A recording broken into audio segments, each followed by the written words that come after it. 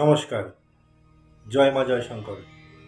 YouTube channel দেবী পাদপদ্মের নতুন একটা এপিসোডে প্রত্যেককে স্বাগত জানাই। আজ নতুন একটি বিষয় নিয়ে তোমাদের সকলের সামনে হাজির।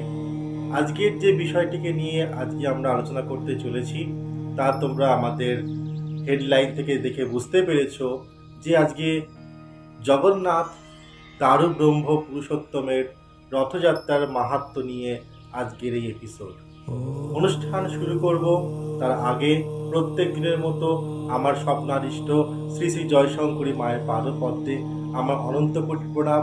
প্রণাম আমার গুরু শ্রী চরণে, প্রণাম আমার পিতামাতার সকলের চরণে।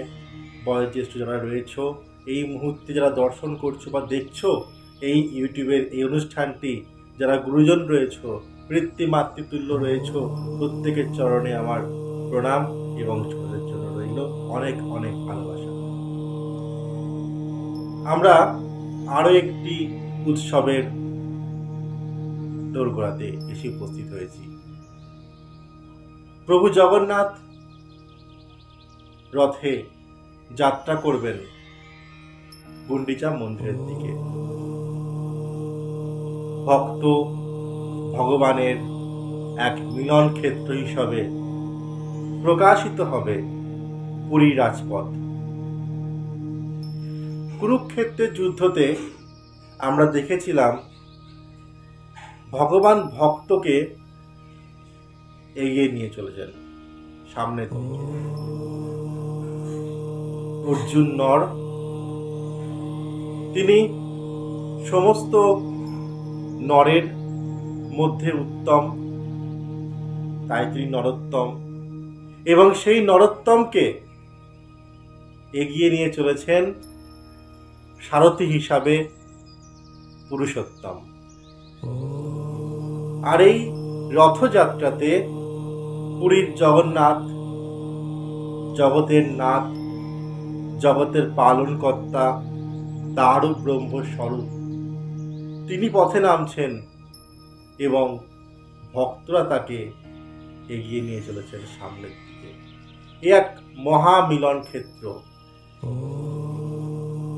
ভক্ত ভগবানের একত্রতা। ভগবান স্বয়ং বলছেন, যখন যে মুহূর্তে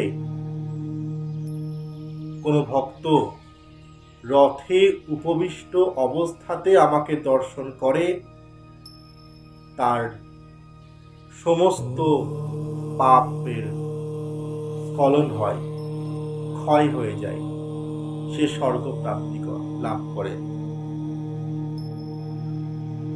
এই জগন্নাথ, এই পুরী ধাম, এই গুন্ডিচা মন্দিরকে নিয়ে রয়েছে বহু বহু মাহাত্ম্য কথা, বহু ধরনের গল্প জড়িয়ে রয়েছে এই পুরীর জগন্নাথকে নিয়ে।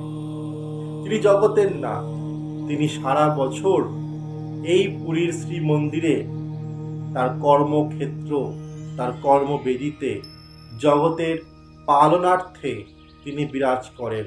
রাজকীয়ভাবে তার সারা বছর তার পূজা পাঠ ভক্তরা করে চলে। ভগবানের যাত্রার মধ্যে 5টি যাত্রা তিনি সারা বছরে সম্পন্ন করে। এই 5টি যাত্রা হচ্ছে চন্দন যাত্রা, রথযাত্রা, ঝুলন যাত্রা, রাজযাত্রা এবং দোল যাত্রা। এই সমস্ত যাত্রার মধ্যে রথযাত্রা একটি অন্যতম যাত্রা। তিনি রথে, কাষ্ঠ নির্মিত রথে তিনি গমন করেন পুরী রাজপথের মধ্যে দিয়ে মা গুন্ডিচা মন্দিরের দিকে। প্রথমে চলে বলভদ্রের রথ, তারপরে চলে সুভদ্রার রথ, তারপরে চলে জগন্নাথের রথ।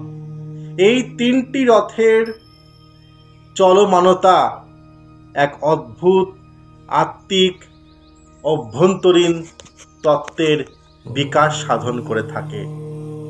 প্রভু জগন্নাথের বড় ভাই, তার যে গুরু, তিনি হচ্ছেন বলদেব। তাই প্রথমে চলে গুরুতত্ত্ব, দ্বিতীয় মা সুভদ্রা ভক্তিতত্ত্ব, তারপরে জগন্নাথ ভক্ত ভগবানের মিলন তত্ত্ব। অর্থাৎ এই রথযাত্রার তিনটি রথের প্রবাহমানতা আমাদের মানব জীবনে প্রত্যেকের মধ্যে এক অদ্ভুত তত্ত্বের প্রকাশ ঘটিয়ে দেয়, যেটা কিনা গুরুতত্ত্বকে ধরে আমাদের এগোতে হবে। ভক্তি মার্গের পথে আমাদের গুরুতত্ত্বকে ধরে এগোলে ভক্ত ভগবানের মিলন স্বরূপ আত্মা পরমাত্মার মিলন ঘটবে। এই যে 5টি যাত্রা বলা হচ্ছে, এই 5টি যাত্রার মধ্যে এর সাথে আমাদের দেহের 5টি চক্রের অভূতপূর্ব মিলন রয়েছে বা মিল রয়েছে। বলা হচ্ছে সাধক তার দেহের মধ্যে এই কুলকুণ্ডলিনী তত্ত্বকে জাগ্রত করে সহস্রারে পৌঁছানোর জন্য যে যাত্রা করে, সেগুলোই ভগবান বাহ্যিক উপায়ে বাহ্যিক রূপে সেই যাত্রাগুলো সেইভাবেই তার মাহাত্ম্যকে প্রকাশ করে চলেছে। চন্দন যাত্রা মূলাধার চক্রের প্রতীক, রথযাত্রা স্বাধিষ্ঠান চক্রের প্রতীক, ঝুলন যাত্রা মণিপুর চক্রের প্রতীক, রাজযাত্রা অনাহত চক্রের প্রতীক, দোলযাত্রা বিশুদ্ধ চক্রের প্রতীক। এই বিশুদ্ধ চক্রের ওপরে ঊর্ধ্বগামী হলে তবেই আজ্ঞাতে স্থিতি লাভ হয় সাধকের। রথযাত্রার অর্থ স্বাধিষ্ঠান চক্রে সাধকের অবস্থান, অর্থাৎ স্বয়ং যিনি অবস্থান করছেন, তখনই স্বাধিষ্ঠান চক্রের প্রকাশ ঘটছে, ক্রিয়াশীলতা লক্ষ্য করা যাচ্ছে। সেজন্য ভগবান স্বয়ং এই চক্রতে অবস্থান করেন। রথের মধ্যে তিনি অবস্থান করে স্বাধিষ্ঠান চক্রকে আরো ঊর্ধ্বমুখী পথে এগিয়ে নিয়ে যান সামনের দিকে। জগন্নাথের যদি দেহ রথের সাথে আমরা যদি কম্পেয়ার করি, আমাদের দেহ, মানব দেহ যেমন 206টি হাড় নিয়ে বা অস্থি নিয়ে তৈরি হয়েছে, ঠিক একইভাবে প্রভু জগন্নাথের রথও 206টি কাষ্ঠ দিয়ে তৈরি হয়েছে। আমরা চলেছি, দেহরথ চলেছে। জগন্নাথের দেবের শ্রীক্ষেত্র থেকে গুন্ডিচা টেম্পেলের এই যে যাওয়া আসার খেলা, এটাই হচ্ছে প্রকৃত অর্থে জন্ম মৃত্যুর খেলা, আসা যাওয়ার খেলা। জগন্নাথ স্বয়ং যখন এই দেহটার মধ্যে অবস্থান করছেন, পরমাত্মা যখন জীবাত্মা রূপে দেহের মধ্যে অবস্থান করছে, তখনই দেহটা ক্রিয়াশীল হচ্ছে, তখনই রথ চলছে। যখন তিনি রথ থেকে নেমে চলে যাচ্ছেন, তখন সেই রথের আর কোনো অস্তিত্ব থাকে না। একইভাবে এই দেহটাও যখন চলছে, তখনই চলছে যখন সেই পরমেশ্বর পরমাত্মা আমাদের প্রত্যেকের মধ্যে অবস্থান করছেন, তিনি এগিয়ে নিয়ে চলেছেন। যখনই এই প্রাণ শক্তি স্বরূপ জগন্নাথ এই দেহ থেকে নেমে যাচ্ছেন, তখন এটা মৃত বা সব রূপে পরিণত হচ্ছে। তিনি পুরুষোত্তম, তাকে আমরা পুরুষোত্তম নামে আখ্যায়িত করছি। কেন তিনি পুরুষোত্তম? আমরা বলেছি, আমরা খুব সহজ কথায় ছোটবেলা থেকে জানি, উত্তম যে পুরুষ সেই হচ্ছে পুরুষোত্তম। কিন্তু পুরুষকে, এটাই একটা বড় প্রশ্ন। পুরুষ কাকে বলে? সেই পুরুষ তখনই সেই পুরুষ পুরুষোত্তম হয় যার মধ্যে পিতৃত্বের গুণ থাকে, যার মধ্যে কর্তৃত্বের গুণ থাকে, যার মধ্যে মহত্বের গুণ থাকে, যার মধ্যে শিবত্ব বা ব্রহ্মত্বের গুণ থাকে। এই সমস্ত গুণগুলো যখন একত্রিত হয় তখন তিনি পুরুষোত্তম। অর্থাৎ প্রভু জগন্নাথ একদিকে জগৎকে পালন করছেন, তিনি নিজে পরব্রহ্ম স্বরূপ, তাই তাকে দারুব্রহ্ম হিসাবে আখ্যায়িত করছি আমরা। একই সাথে তার মধ্যে পিতা হিসাবে যে গুণগুলো, একজন পিতার যা যা গুণ থাকা দরকার, তিনি জগতের নাথ হয়ে জগৎকে তিনি এভাবেই পরিচালনা করছেন, জগতের উপর কর্তৃত্ব ফলাচ্ছেন। সমস্ত বিশ্ব ব্রহ্মাণ্ডকে তিনি ওই পুরীর বেদিতে বসে পরিচালনা করেন। তাই তো তিনি পুরুষোত্তম, উত্তম পুরুষ, পুরুষদের মধ্যে সব থেকে শ্রেষ্ঠ পুরুষ, তবেই তো তিনি পুরুষোত্তম। তো প্রভু জগন্নাথের রথ, এই তিনটি রথ সচ্চিদানন্দ স্বরূপ, সৎ চিৎ আনন্দ স্বরূপ। সৎ সামনের দিকে এগিয়ে গেলে চিৎ শক্তি তার মধ্যে প্রকাশ ঘটে এবং তারপরেই আনন্দ স্বরূপ জগন্নাথ ভক্তদের সাথে এগিয়ে চলে সামনের দিকে।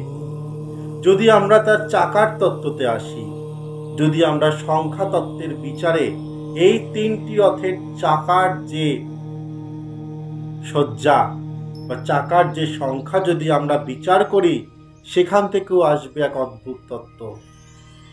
জগন্নাথ দেবের রথের চাকার সংখ্যা 16টি, বলভদ্রের রথের চাকার সংখ্যা 14টি, মা সুভদ্রার রথের চাকার সংখ্যা 12টি।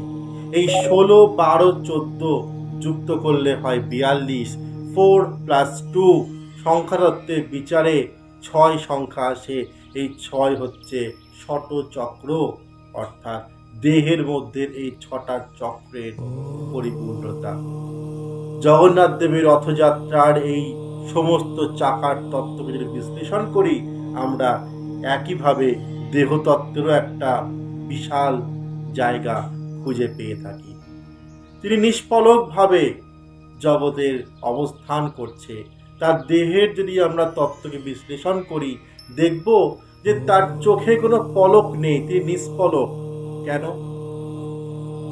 তিনি প্রতিনিয়ত স্থিরভাবে দর্শন করছে এবং সমদৃষ্টি সম্পন্ন, ত্রিলোকের প্রতি তার সমদৃষ্টি রয়েছে, তার জন্য তার চোখে কোনো পলক নেই।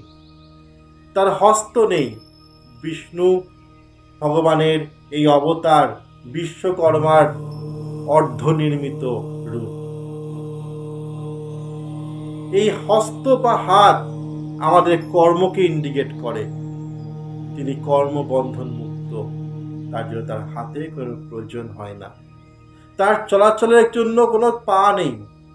তার দেহতত্ত্ব বা তার যে কাঠামো বা বিগ্রহ তত্ত্বের মধ্যে, সেখানে কিন্তু প্রভু জগন্নাথের কোনো চলন আমরা দেখতে পাই না এই রূপের। কেন না? তার চলাচলের জন্য, তার চলাচলের কোনো প্রয়োজনই হয় না। তিনি সর্বব্যাপী তিনি অবস্থান করছেন, জগতের প্রত্যেকটা কণায় কণায় তিনি অবস্থান করছেন, যার জন্য তার চলাচলেরও কোনো প্রয়োজন হয় না।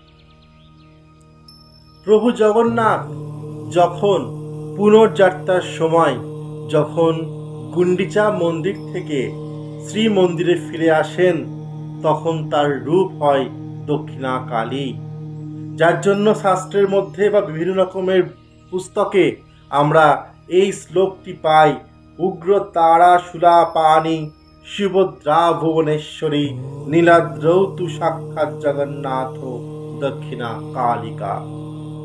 দক্ষিণ দিকে তিনি ফিরে আসেন, তিনি দক্ষিণ দিকে ফিরে আসছেন। উত্তরমুখী গুন্ডিচা মন্দিরকে ফেলে তিনি ফিরে আসেন দক্ষিণ দিকে তার শ্রী মন্দিরে। সেদিনকে তার শরীরে, তার পুনর্যাত্রার সময় যদি আমরা তার রূপ দর্শন করি, তার শরীরে কোনো অলংকার থাকে না, তার গোটা শরীরটি কাপড় দিয়ে আচ্ছাদিত করা থাকে এবং দক্ষিণা কালী রূপে তিনি সেদিনকে পূজিতা হন। তিনি তার সাথে সুভদ্রা ভুবনেশ্বরী রূপে এবং উগ্র তারা রূপে পূজিতা হন বড় ভাই বলভদ্র। যেরকম তন্ত্রতে পঞ্চমকারের কথা বলা হয়েছে, একইভাবে অদ্ভুত তত্ত্ব ভগবানেরও কিন্তু পঞ্চমকার পূজার কথা, পুরী মন্দিরে পূজার সেই ব্যবস্থা অবশ্যই রয়েছে। মদ্য হিসাবে ভগবানকে মদ্যের অনুকল্পে অর্পণ করা হয় ডাবের শরবত। মৎস্যতত্ত্বের অনুকল্পে ভগবানকে অর্পণ করা হয় হিঙের শাক। মাংসতত্ত্বের অনুকল্পে ভগবানকে নিবেদন করা হয় আদা। মৈথুন তত্ত্বের অনুকল্পে ভগবানকে অর্পণ করা হয় দেবদাসীর নৃত্যকলা, এবং মুদ্রা তত্ত্বের অনুকল্পে ভগবানকে বিবিধ রকম ভাজা দিয়ে ভগবানকে আমরা ভোগ অর্পণ করি। তন্ত্রমতে যেরকম দেবী শক্তি সাধনাতে পঞ্চমকারের প্রয়োগ আমরা দেখতে পাই, ঠিক একইভাবে এই দিনকে ভগবানকে আমরা পঞ্চমকারে পূজা বা সাধনা করে থাকি। প্রভু জগন্নাথের রথ মানব জীবনের গতিধারা বা গতিচক্রের এক প্রবাহমানতা। দেহ নামক রথ যতক্ষণ পর্যন্ত চলবে, প্রভু জগন্নাথ ততক্ষণ পর্যন্ত প্রত্যেকটি দেহ রথে অবস্থান করবে। তাই দেহের মধ্যেই সেই পুরী, দেহের মধ্যেই সেই নীলাচল, দেহের মধ্যেই সেই রথ, দেহের মধ্যেই সেই যাত্রা। সেই যাত্রা ষটচক্রের মাধ্যমে সেই চৈতন্য শক্তিকে উপলব্ধি করার যাত্রা। সেই যাত্রাই হচ্ছে প্রভু জগন্নাথের রথযাত্রার প্রধান সিগনিফিকেন্স আমাদের কাছে। আমরা যাত্রাকে এইভাবেই গতির সাথে তুলনা করি, যেটা আমাকে ঊর্ধ্বভাবে এগিয়ে চলবে। সকলের রথযাত্রা উৎসব খুব ভালো কাটুক। আজকে স্বল্প পরিসরে যেটুকু সম্ভব আমার পক্ষে হলো তোমাদের সকলের সাথে শেয়ার করলাম প্রভু জগন্নাথের রথযাত্রার এই মাহাত্ম্য কথা। আশা করি তোমাদের সকলের ভালো লাগলো। অবশ্যই করে মতামত জানিও কেমন লাগলো আজকে অনুষ্ঠান, এবং আমাদের এই চ্যানেলটিকে ভালো লাগলে অবশ্যই করে লাইক, শেয়ার এবং সাবস্ক্রাইব করে দিও। প্রভু জগন্নাথ প্রত্যেকের মধ্যে অবস্থান করুক এবং সকলকে গতিতে রাখুক, এটাই প্রার্থনা করি। সকলকে পরিত্রাণ করুক, সকলকে সমস্ত রকমের জড়া ব্যাধি থেকে মুক্তি দিয়ে আমরা যেন সবসময় প্রভু জগন্নাথ স্বয়ং দক্ষিণা কালী, যে রূপেই আমরা তাকে দেখি না কেন, আলটিমেটলি তাকে যেন আমরা ধরে রাখতে পারি এবং সামনের দিকে এগিয়ে যেতে পারি। এইভাবেই এই প্রার্থনা নিয়েই আজকে অনুষ্ঠান শেষ করছি। আজকে অনুষ্ঠান শেষ করার আগে প্রত্যেক দিনের মতো সেই মহামন্ত্র আরও একবার তোমাদের সকলের সামনে উপস্থাপনা করছি। ভাবের ঘরে মনের কোণে একলা হওয়া চাই, একলা হলেই একের সাথে মিলতে পারা যায়। শূন্য ছিলে শূন্য হবে, শূন্যতেই তার স্বরূপ, শূন্য মাঝে ফুটে রয়েছে আমার দিগম্বরী। সকলে ভালো থাকো, আনন্দে থাকো, মাতৃময় থাকো। জয় মা, জয় শঙ্কর। ওম নীলাচায় নিবাসায় নিত্যায় পরমাত্মনে বলভদ্র সুভদ্রায় জগন্নাথায় নমো নমঃ। ওম নমঃ ভগবতে দারু ব্রহ্ম স্বরূপায় শ্রী জগন্নাথায় নমো নমঃ। জয় মা, জয় শঙ্কর।